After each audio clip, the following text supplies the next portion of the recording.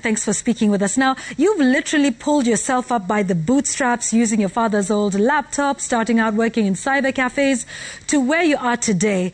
Please explain to our viewers what exactly it is you do marrying tech and design, and indeed what your thoughts are on a bill that is now coming up for persons such as you. Awesome. I think I came to the realization pretty early on that we are not going to compete with the West in hardware. Initially, I went to university to do electrical and electronic engineering, but I almost dropped out because I realized that we were hundreds of years behind in terms of developing silicon transistors and chips and things like that. However, if you give me a laptop and you give Mark Zuckerberg a laptop, then we both see what we can come up with. And so it's a level playing field. So what me and my team do is that we use technology in terms of mobile and web technology to develop solutions for clients and also internally. Good. So now that we understand what you do, what's the experience been like for you? What have been some of the challenges that you have faced? And when you hear that there's a startup bill, you know, are you jumping with joy? Are you saying finally there's recognition for the sector? Or is it, yes, there's recognition, but not yet? I think to be honest, as someone who's been in the startup ecosystem for about 12 years now, the government cannot create the startup ecosystem as the bill says in its opening, as the purpose of the bill. You can't create it. You can only influence it. The entrepreneurs such as myself and others, both experts and local people, are the ones who've been developing that ecosystem and working within it.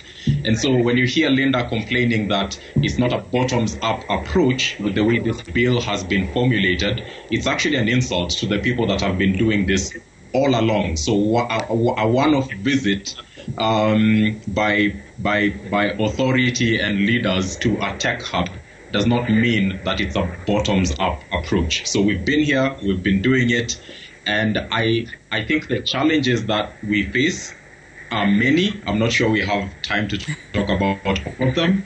But again, I'll just echo what Linda said, that usually there's a lot of lack of information of how best to go about running a business when you're being an entrepreneur. And so you make mistakes that Houston, I want to ask you one thing, because a lot of things that we talk about, particularly in this part of the world, is lack of access to data. So, for example, do we have a central repository for, startups that are, in tech and innovation, and that perhaps the senator says we will create a registry using this bill, so we know Houston is in the business. This is what he's doing with Skyline and a number of those, and there's Linda with Lawyers Hub.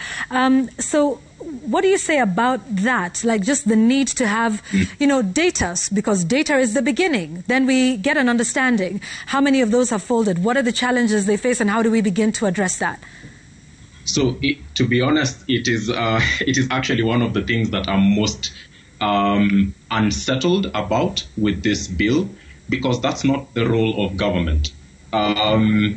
There's so many more questions that surface as a result of this merging of multiple data sources into one place. Those bits of data exist in different government agencies and private agencies with good reason, because then you actually limit access to intellectual property and information about startups. This is something that could be politicized or weaponized. So, for example, the data bill states that it's going to hold information about ownership, description of innovation, intellectual property rights, investment support received, target market, financial needs, all in one place. Who owns this data? Who has access to this data? It's scary for me that government is the one that's trying to do this. Okay. This hasn't been done before with good reason. All right. In the lead up to this, you said that it's not government's position to create an ecosystem, that is something you as the players in the sector are already doing,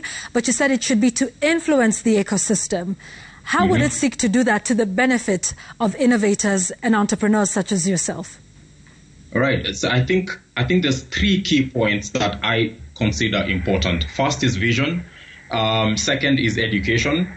And third is in incentives. So when it comes to vision, the great startup ecosystems in the world, of which Silicon Valley is the one that's known the most, but actually the most innovative nation in terms of startups is actually Israel. So when you think about those startup ecosystems, they were driven by a national vision.